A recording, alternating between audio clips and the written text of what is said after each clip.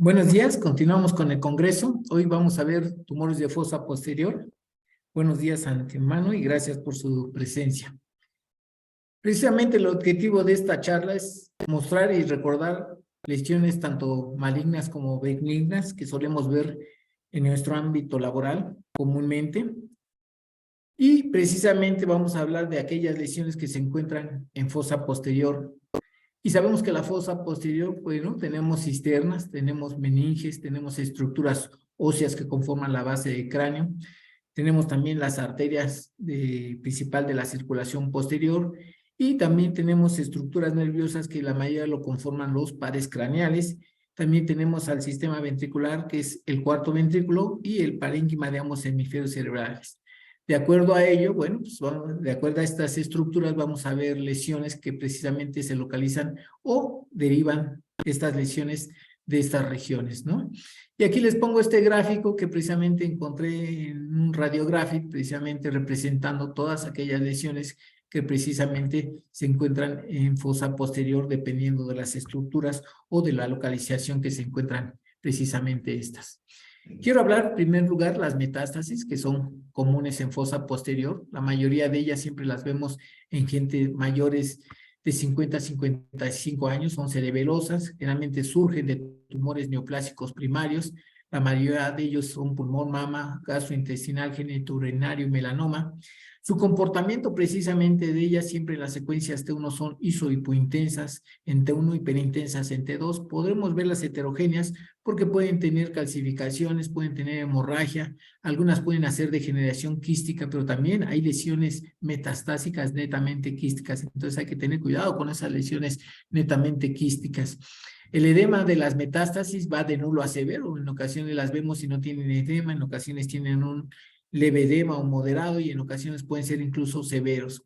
El realce también es variable, pueden ser irregulares, pueden ser nodulares o precisamente en anillo, pero todas lesiones metastásicas, ya sea única o múltiples en fosa posterior arriba de los 50 a 55 años, hay que decir METS hasta no demostrar lo contrario, no quiere decir que no haya otro tipo de tumores en esa localización, pero siempre que las veamos arriba de los 50 a 55 años, si son únicas, no descartemos que sean metástasis. Si son múltiples, bueno, no vamos a dudar definitivamente. Y aquí precisamente mostramos unas lesiones que no las identificamos en el T1, las vemos francamente hiperintensas en el T2. ¿Por qué? Porque no se muestran isointensas precisamente en esta T1 convencional, pero sí la secuencia T2 no las hace evidentes. Y con el medio de contraste, bueno, se hace evidente múltiples de ellas, ¿verdad? Y no solamente las observamos infratentoriales, sino que también se ven supratentoriales, y este es un caso de una metástasis por sea de mama, generalmente. Aquí mostramos una metástasis de pulmón, que la mayoría de ellas suelen sangrar generalmente. Ahí vemos que muestra áreas de hemorragia en fase subaguda temprana, en fase subaguda tardía, porque se ven hiperhipo, y no vemos un edema significativo precisamente en ellas, pero al meter el medio de contraste se hacen evidente otras múltiples lesiones en esa localización.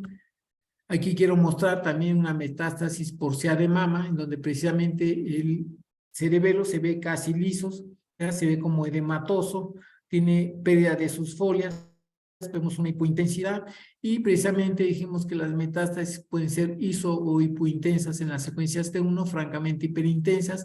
El edema es variable, al administrar el medio de contraste, pues las hacemos múltiples, evidentes nódulos, algunos irregulares, otros bien delimitados, y no solamente los vemos en fosa posterior, sino que también los vemos supratentoriales, y en algunas ocasiones así suelen verse infratentoriales y supratentoriales. Sabemos que las metástasis supratentoriales generalmente afectan la unión sustancia gris-sustancia blanca, pero también podemos encontrar en la sustancia blanca profunda subcortical, y raras veces las podemos ver en tallo cerebral y menos común en cuerpo calloso, pero sí pueden existir en esa localización. Aquí vemos un caso de una mujer de 58 años con sea de mama, en donde también podemos ver la carcinomatosis leptomeningia. Nos puede simular una romboencefalitis, pero realmente la romboencefalitis siempre lo vemos en los niños, en los adolescentes. No quiere decir que no haya en adultos, pero es muy raro. Y precisamente esta es una carcinomatosis leptomeningia, pero también la clínica, ¿verdad?, nos ayuda mucho. Generalmente ellos tienen disdiacocinesia, tienen alteraciones en la marcha, y si se tratara de un proceso infeccioso, pues generalmente ocurre en los niños, en los adolescentes, y la mayoría de ellos, bueno, el deterioro neurológico es severo generalmente. Otra lesión que encontramos en fosa posterior precisamente es el hemangioblastoma. Sabemos que es una neoplasia que deriva de células vasculares primarias. La mayoría de ellos en sangre se eleva la eritropoyetina precisamente porque su origen es de células embrionarias vasculares.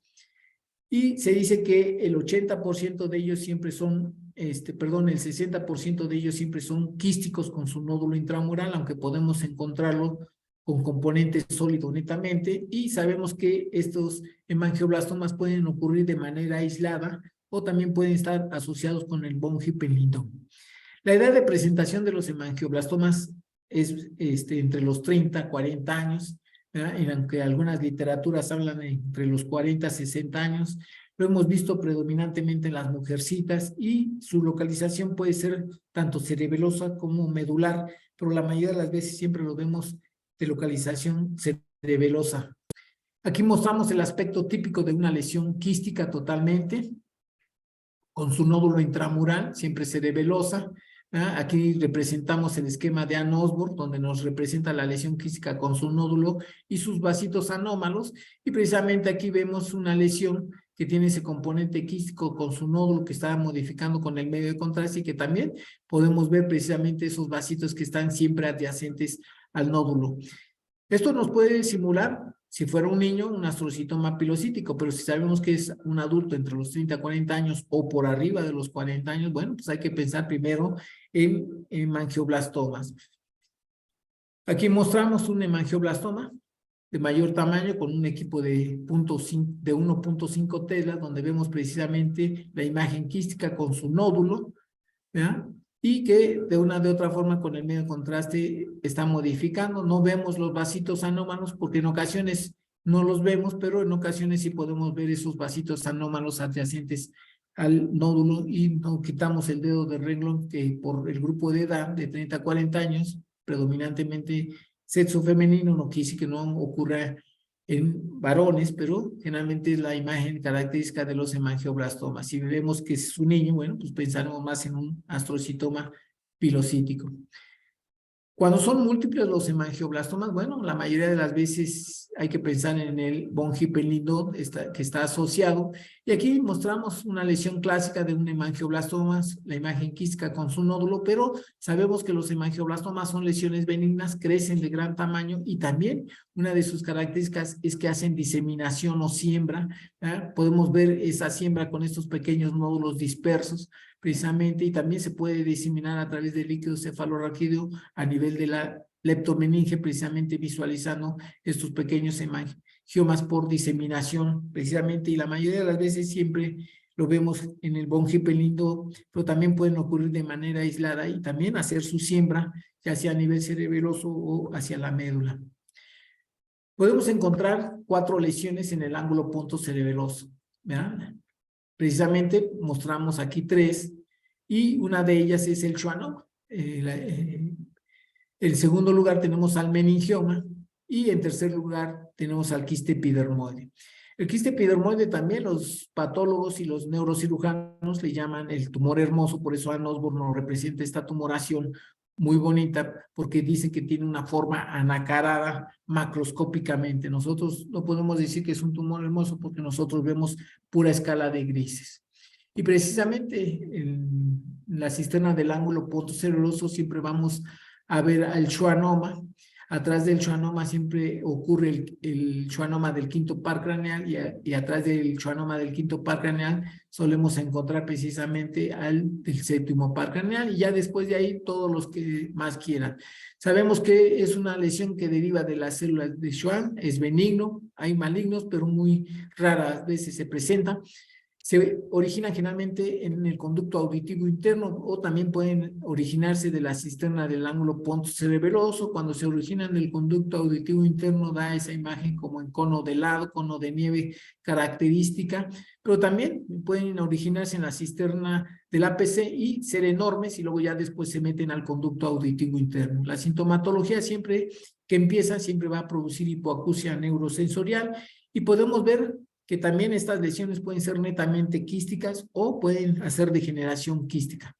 Su comportamiento por resonancia magnética siempre los vemos iso-hipointensos en T1, pueden ser francamente hiperintensos en T2, aunque ya hemos encontrado algunos hipointensos en T2, y su realce siempre es intenso y homogéneo. Aquí mostramos precisamente un schwannoma del octavo par craneal que tiene una hipointensidad en la secuencia T1, se ve francamente hiperintenso en el T2. Da la imagen del signo que le llaman el de cono de helado, y precisamente están reforzando intensa y homogéneamente, aunque también podemos verlos netamente mixtos con un componente sólido quístico. Aquí vemos un schwannoma que precisamente se origina o creció en la cisterna del ángulo pontocerebeloso y precisamente se extiende hacia el conducto auditivo interno, tiene más componente sólido que quístico, pero también podemos encontrarlos netamente quísticos, como en este caso, donde precisamente vemos poco componente sólido y el mayor componente es netamente quístico, y que aquí con el medio contraste lo estamos haciendo visible esta lesión. Podemos encontrarlos muy pequeños, sí, y en ocasiones la secuencia T2 alta resolución plano axial nos ayuda a visualizarlos. Esta secuencia se le conoce como Fiesta a través de la compañía General Electric. En Philips se le conoce como Balance y nosotros en compañía Siemens lo tenemos como secuencia de pares craneales. Generalmente aquí podemos ver el trayecto del séptimo y del octavo par craneal, pero también podemos ver esas imágenes pequeñas de schwannomas pequeños que se localizan en esa topografía. No quiere decir que las imágenes convencionales no sean útiles, realmente esta también nos ayuda mucho a delimitarlos mucho mejor en cuanto a la localización, y con el medio de contraste siempre realzan intensa y homogéneamente. Lo tenemos aquí cerca del conducto auditivo interno en diferentes regiones, pero con el medio de contraste también se van a hacer evidentes porque van a realzar intensamente con el medio de contraste. Los schwannomas, cuando son bilaterales, son sinónimo de neurofibromatosis tipo 2, generalmente. También tenemos la segunda lesión en frecuencia en la cisterna del APC, que es el meningioma. Sabemos que es un tumor que deriva de células meningoteliales aracnoideas. La mayoría de ellos generalmente están por arriba de los 40 años, aunque tenemos la oportunidad que también podemos verlos por abajo de los 30 años, pero la mayoría de las veces siempre los vemos por arriba de los 40 años. Sabemos que es una lesión de lento crecimiento. La OMS nos los ha clasificado en grado 1, grado 2, grado 3, y del grado 1 generalmente tenemos 9 estirpes histológicas, y generalmente el atípico y el grado 3, que es el anaplásico, el de mayor agresividad, bueno, son difíciles de diferenciar porque tanto el atípico como el anaplásico, ambos pueden ser heterogéneos, pueden ser sólidos también, pero siempre son destructivos óseos, ¿verdad? Son más extensos generalmente cuando vemos estos, y también son de comportamiento, repito, la mayoría de ellos heterogéneos. Los meningiomas siempre hay que hacer diagnóstico diferencial con las metástasis durales, realmente pueden ser similares. En ocasiones, no siempre, nos puede ayudar la difusión. Dicen que las metástasis durales suelen verse hipointensas en el beta-Emil, mientras que los meningiomas en el beta-Emil suelen verse la mayoría de ellos hiperdensos, o más bien hiperintensos, y generalmente siempre realzan, bueno, las dos realzan intensamente con el medio de contraste, pero repito, los meningiomas suelen verse hiperintensos en el beta-Emil, mientras que los metástasis durales suelen verse hipointensos. No es una regla que se cumpla al 100%, pero la mayoría de las veces así sucede, ¿no? También otros diagnósticos diferenciales hay que hacerlo con la sarcoidosis y con los hemangiopericitomas precisamente. Y aquí mostramos un meningioma del ángulo pontocerebeloso. La mayoría de ellos siempre, donde quiera que se localicen, siempre tienen una base amplia. En ocasiones producen hiperostosis ósea Y aquí generalmente dicen que cuando se encuentran en el ángulo pontocerebeloso, generalmente tienen una imagen como engajo de naranja, otros dicen que tiene una imagen de ratón con su cola dural, que no es patognomónica, pero que generalmente siempre los meningiomas se acompañan con esa cola dural, pero cualquier otro tumor también lo puede representar. Aquí mostramos otro meningioma del lado contralateral en la cisterna del ángulo pontocerebeloso con la imagen característica, engajo de naranja o en ratón con su cola dural, que aquí la estamos representando con el medio de contraste. Podemos encontrar también meningiomas en fosa posterior, no nada más en la cisterna del ángulo pontocerebeloso. Sí, aquí mostramos uno en fosa posterior precisamente, y siempre hay que cuidar que no haya involucro precisamente o esté infiltrando o afectando a los senos, tanto al seno transverso o al seno sigmoideo, porque también eso es importante para el neurocirujano, aunque ellos también lo cuidan mucho, porque lesionar en la cirugía un seno no es fácil de repararlo y puede sangrar demasiado, incluso puede haber fallecimiento de esas personas cuando lesionan precisamente los senos transversos o los senos sigmoideos, incluso el seno sagital superior, porque suelen sangrar. También tenemos meningiomas que dependen del tentorio, tenemos también meningiomas en la línea media en esta localización que le llaman meningiomas falcotentoriales. En ocasiones los meningiomas sabemos que calcifican y puede confundirnos cuando jugamos con la difusión, nos puede confundir precisamente con una metástasis dural, porque dijimos que las metástasis durales, la mayoría, no es una regla que se cumpla, pero las metástasis durales suelen verse hipointensas en el beta-emil, y precisamente los meningiomas, mientras no se calcifique, se va a ver generalmente hiperintenso en esa secuencia.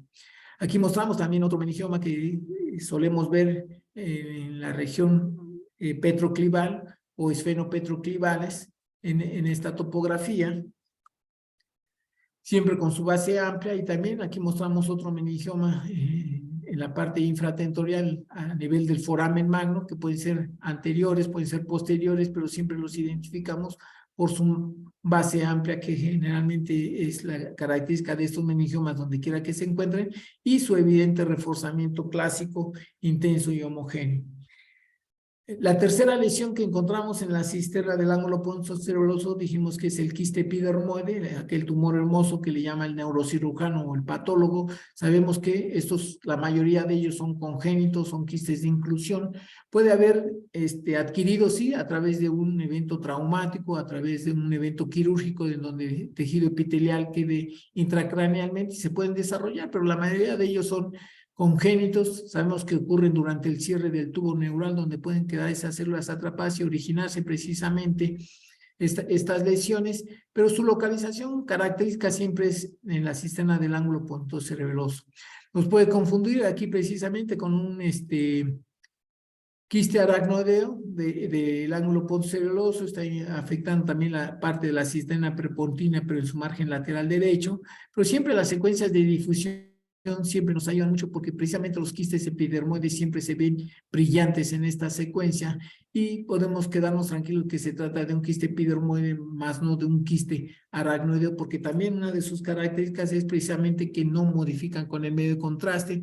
En ocasiones podemos ver esa imagen como muescas, como una irregularidad, como en este caso que nos lo está mostrando en el plano sagital. Siempre lo solemos ver hiper en la secuencia T2, hipo en el T1, pero siempre nos lo hace evidentemente esa restricción a la difusión, la secuencia de difusión que es característica de estos quistes epidermoides o quistes de inclusión. También podemos verlos por tomografía. En tomografía en ocasiones nos da densidad líquida o se acerca un poquito a la de tejidos blandos.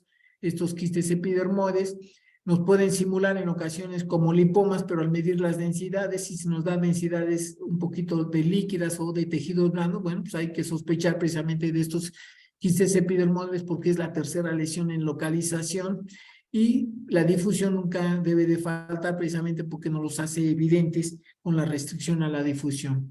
Los quistes epidermoides pueden tener septos, sí pueden tener septos finos o septos gruesos, que nos puede simular otro tipo de lesiones, pero siempre van a haber restricciones. Cuando tiene septos gruesos podemos ver una lesión multiloculada, pero siempre brillante en la difusión. Precisamente pongo este caso para demostrarles cómo se ve un quiste aracnoideo. Aquí vemos un quiste aracnoideo retrocerebeloso que precisamente tanto el epidermoide como el quiste aracnoideo se ven hipointensos en T1, hiperintensos en T2, no modifican con el medio de contraste, pero sí está restringiendo, a pesar de que se ve con sus septos, se está restringiendo y precisamente el quiste aracnoideo no está restringiendo precisamente en esa localización. No quiere pasar aquí la... Ahí está. Viene otra lesión que es el quiste aracnoideo, son anomalías congénitas con duplicación aracnoidea que generalmente está llena de líquido cefalorraquídeo. También es la cuarta lesión en localización, la cisterna del ángulo pontocerebroso. Sabemos que estos quistes aracnoideos siempre los encontramos en fosa media. Ahí hay una clasificación que le llaman clasificación de Galassi 1, Galassi 2, y precisamente Galassi 3 dicen que los Galassi 1 son los pequeños, los Galassi 2 son los que alcanzan la cisterna silviana, y cuando la rebasan esa cisterna, generalmente suelen ser Galassi tipo 3. Estos precisamente son similares al líquido cefalorraquídeo, siempre son hipointensos en T1, hiperintensos en T2, no modifican con el medio de contraste generalmente, y aquí precisamente mostramos uno en la cisterna del ángulo pontocerebroso. Repito, siempre los vemos en la fosa media, pueden estar en la cisterna magna, retrocerebroso, pueden estar en otras localizaciones, incluso en la región perineal o en la región supracelular, precisamente simulando los quistes de la hendidura de Rathke, pero realmente aquí mostramos uno pequeño que está dando sintomatología a los pares craneales del lado derecho, del séptimo y octavo par craneal.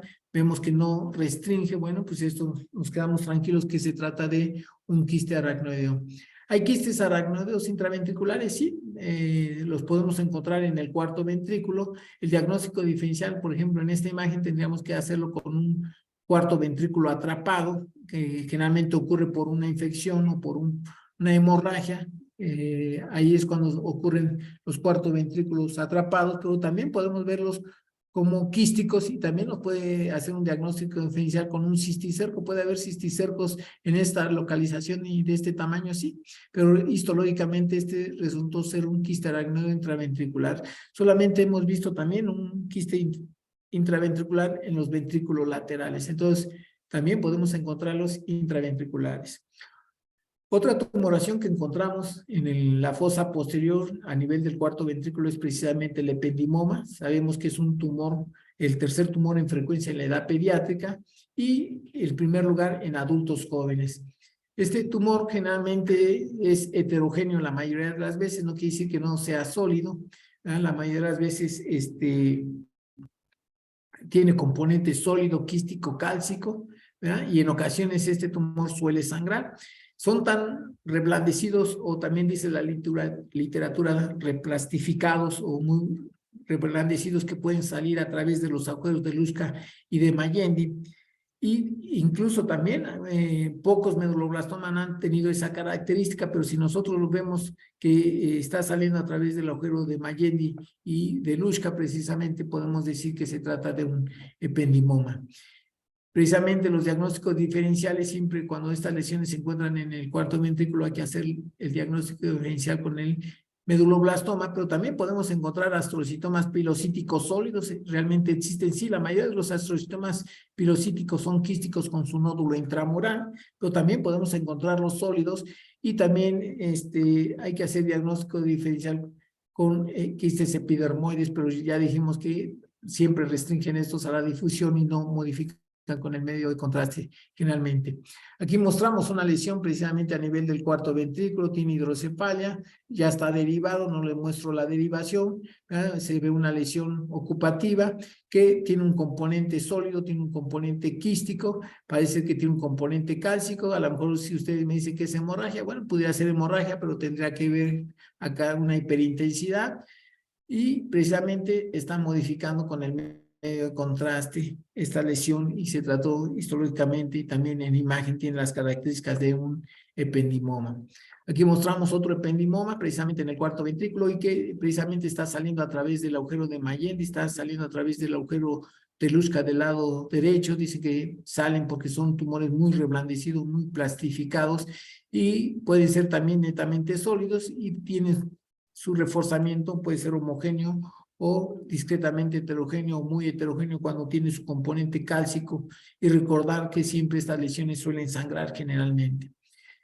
Aquí mostramos precisamente el meduloblastoma, tumor maligno muy común, muy frecuente en la edad pediátrica. Dice que va del nacimiento hasta los 10 años. El pico promedio generalmente los vemos entre los 4 a 7 años u 8 años.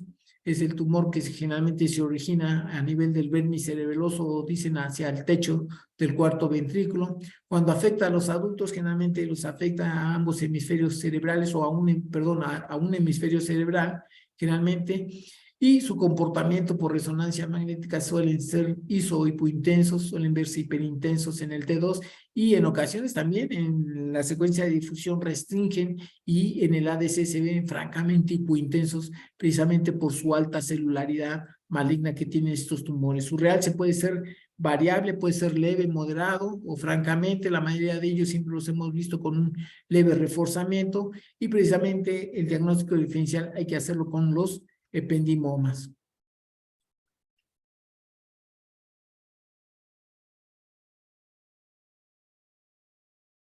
Aquí mostramos un meduloblastoma netamente sólido, un paciente joven que precisamente está ocupando el cuarto ventrículo. Dijimos que en los jóvenes la mayoría de las veces afecta a los hemisferios cerebrosos, pero también los podemos encontrar en el cuarto ventrículo como en la edad pediátrica. Es una tumoración netamente sólida y que de una u de otra forma tiene ese comportamiento iso hipointenso en T1, hiperintenso en T2. Si tuviéramos la difusión, bueno, los veríamos brillantes en el beta emil, hipointensos en el ADC, y el reforzamiento también puede ser de leve a moderado. Aquí se ve realmente heterogéneo. Aquí tenemos una paciente femenina de 35 años que precisamente se ve una lesión que está afectando al hemisferio cerebeloso del lado izquierdo con esa heterogeneidad, principalmente hiperintenso en la secuencia T2, y si le metemos medio de contraste realmente no está reforzando significativamente, pero histológicamente y en imagen tiene las características de un meduloblastoma.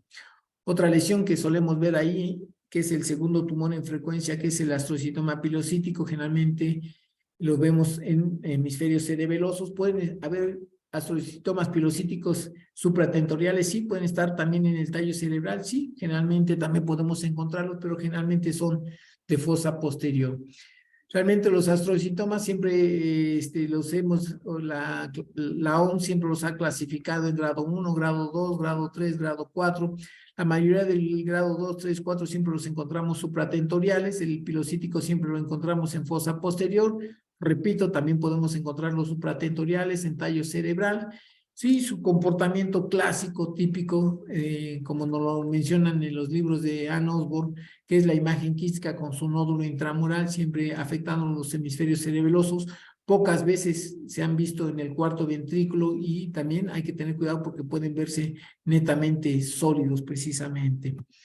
Aquí mostramos los astrocitomas pilocíticos, ¿verdad? Siempre les he dicho que la mayoría de los astrocitomas pilocíticos no cumplen esas reglas en ocasiones del nódulo con su imagen quística y el nódulo intramural, porque hemos encontrado astrocitomas que pueden ser muy quísticos con poco componente sólido, que aquí mostramos uno con mucho componente quístico, y el componente sólido pues es pequeño, pero también pueden existir mitad sólido, mitad quístico, ¿verdad? O más quístico que sólido. Aquí mostramos uno de un paciente masculino de 20 años, precisamente no tiene el nódulo así característico que esperamos ver, pero histológicamente fue un astrocitoma pilocítico, pero también, repito, podemos verlos mitad sólido, mitad quístico, más quístico que sólido, o más sólido que quístico, o incluso netamente sólido.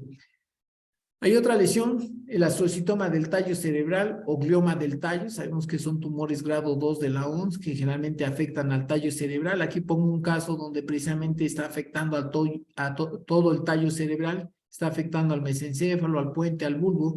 Generalmente estas lesiones dicen que va entre los 10, los 20 años. Yo diría que va entre los 10 y los 30 años, porque lo hemos visto a la edad de los 25, 28, 30 años.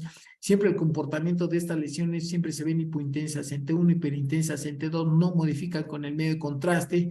En cualquier momento puede tener una transformación maligna. Sabemos que histológicamente estos tumores son de tipo fibrilar, aunque también podemos encontrar gemiosteocíticos o protoplasmáticos.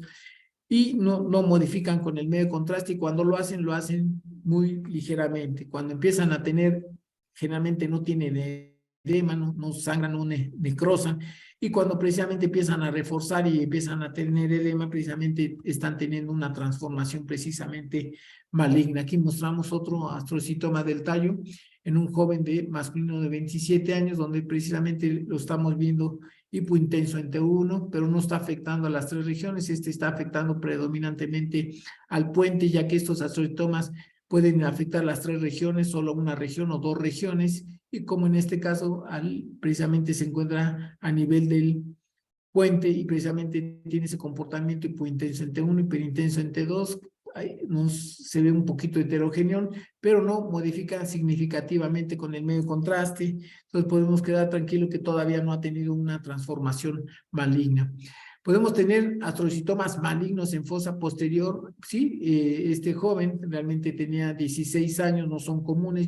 Acabo de decir que la mayoría de las veces en fosa posterior arriba de los 50, 55, 60 años, siempre lesión única en fosa posterior, hasta no demostrar lo contrario, METS. Esta lesión realmente nos descontroló por la edad, pero a final de cuentas, histológicamente, pues resultó ser un astrocitoma de alto grado de malignidad. ¿Podemos encontrarlo? Sí, ¿verdad? También podemos tener linfoma, pero generalmente estas lesiones no son comunes en fosa posterior en edades tempranas.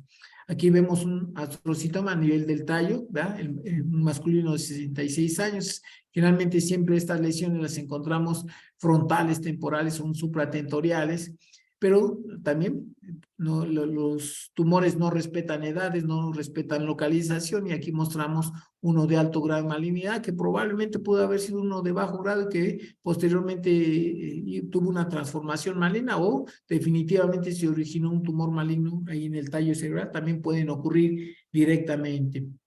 Otra lesión que nos encontramos en fosa posterior es precisamente el ganglioglioma displásico cerebeloso o ganglioglioma cerebeloso displásico, que también se le conoce como la enfermedad del Hermite-Duclos. Actualmente sabemos que no es un tumor, ahora son células granulomatosas displásicas que anormalmente se muestran o se sitúan precisamente en la corteza cerebelosa. La mayoría de ellos siempre los hemos visto por arriba de los 20, 30 años, aunque los hemos visto también a los 15, a los 18 años. Son lesiones benignas, unilaterales. Siempre dicen que tienen una imagen característica como atiguerada o en rodajas de cebolla. Afecta a ambos sexos. Sus manifestaciones siempre la marcha atáxica, la cefalea, el vómito, las náuseas. Siempre su comportamiento en tomografía pueden pasar desapercibidos, pueden ser o hipodensas, pero siempre la imagen o la resonancia magnética en las imágenes convencionales, principalmente en la secuencia T2, vemos esa imagen característica como en rodajas de cebolla o atiguerados. Y los diagnósticos diferenciales, bueno, hay que hacerlo con el infarto cerebeloso, pero también tengamos en cuenta la clínica, es lo más importante, y metástasis y meduloblastomas. Aquí precisamente mostramos esa imagen característica que muestra en las secuencias T2 como que si fuera atiguerado o como en rodajas de cebolla. Una de sus características con el medio de contraste es que precisamente no modifican con el medio de contraste, son evidentes en las secuencias convencionales. Aquí mostramos la difusión francamente hiperintenso, isointenso o hipointenso, y no modifican con el medio de contraste. Otras lesiones que podemos encontrar en fosa posterior precisamente son los lipomas. Sabemos que son congénitos en su mayoría, son lesiones benignas, podemos encontrarlos a cualquier edad. Podemos ver los nodulares o curvilíneos, su localización siempre son hacia la cisterna del ángulo punto, generalmente su localización siempre son hacia la lámina cuadrigémina, ¿verdad? Y la segunda localización es hacia el cuerpo calloso en su margen superior, y otra localización, pero menos común, es la cisterna del ángulo punto cereloso. Siempre se pueden asociar con calcificaciones, y una de sus características es que precisamente lo cruzan o lo atraviesan las estructuras neurovasculares. Esta es la localización clásica de los lipomas, precisamente en la cisterna del ángulo punto cerebeloso. Aquí, perdón, es la cisterna de la lámina cuadrigémina, pero no estoy diciendo aberraciones, precisamente la localización clásica típica de los lipomas en la cisterna de la lámina cuadrigémina, y precisamente las secuencias T1 supresión grasa nos ayudan a demostrarlo, porque sabemos que la grasa generalmente en esta secuencia abate señal y nos lo está permitiendo, viendo aquí la supresión grasa.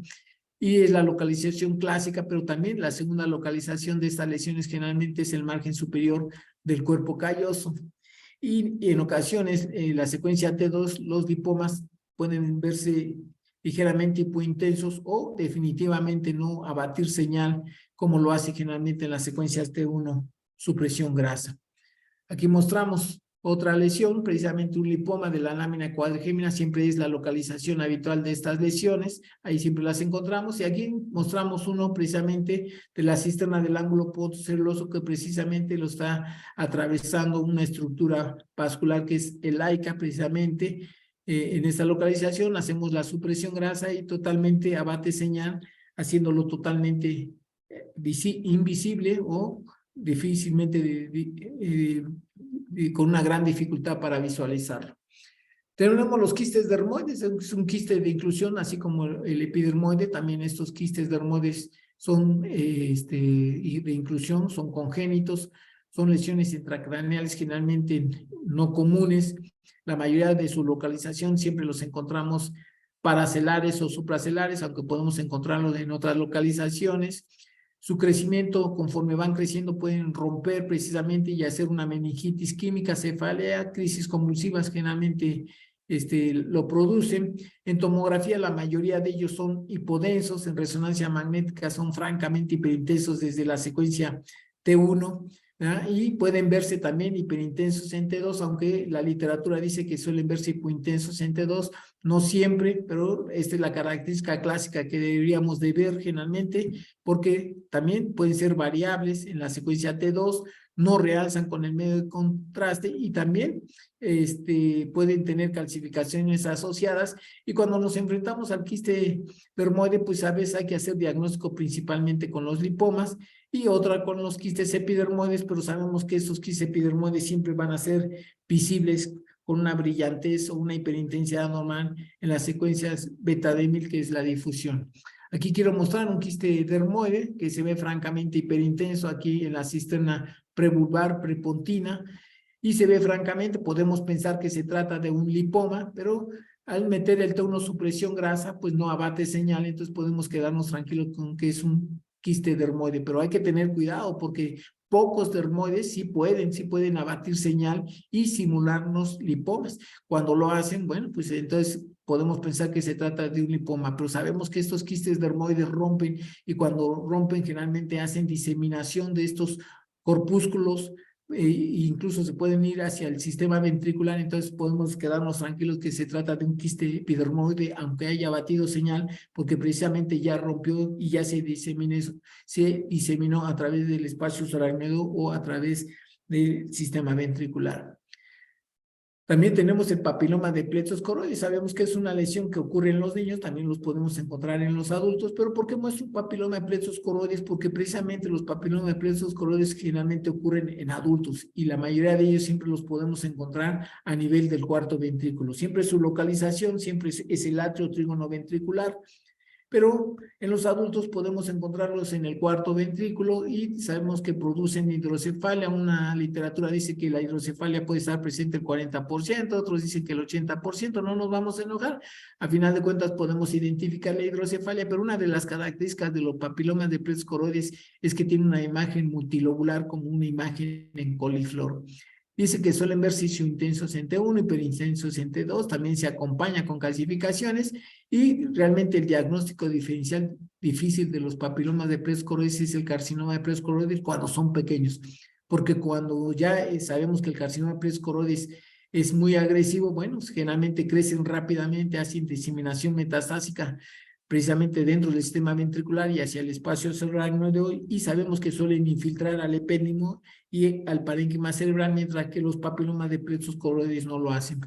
Esta lesión es una femenina de 25 años, en donde precisamente se encuentra en el cuarto ventrículo. Podemos pensar precisamente que se trata de un ependimoma porque tiene componente sólido cálcico, y que precisamente está reforzando con el medio de contraste. Realmente equivocamos nosotros el diagnóstico, nosotros pensábamos que era un ependimoma, pero realmente faltó un poco de sagacidad porque vimos esta ya posteriormente de manera retrospectiva que se veía multilobulado como en la imagen de coliflor, porque histológicamente fue precisamente un papiloma de Plexucoroides que generalmente suelen ocurrir en los adultos jóvenes, generalmente también podemos verlos en el atrio hasta occipitales, pero es predominantemente generalmente en los niños. Por último, quiero mostrarle que también, así como existen lesiones malformativas vasculares supratentoriales, también solemos verlas infratentoriales y precisamente nos encontramos con malformaciones arteriovenosas, con hemangiomas cavernosos, venosos, telangiectasias, y sabemos que también hay aneurismas en esa localización precisamente de la arteria basilar y de las vertebrales, así como de la ICA, PICA y SUCA. Sabemos que el 5% son de la basilar, el 3% de presentación de aneurismas podemos verlos en las vertebrales y menos del 1% precisamente en las AICA, PICA o SUCA, que son la circulación posterior generalmente, ¿no?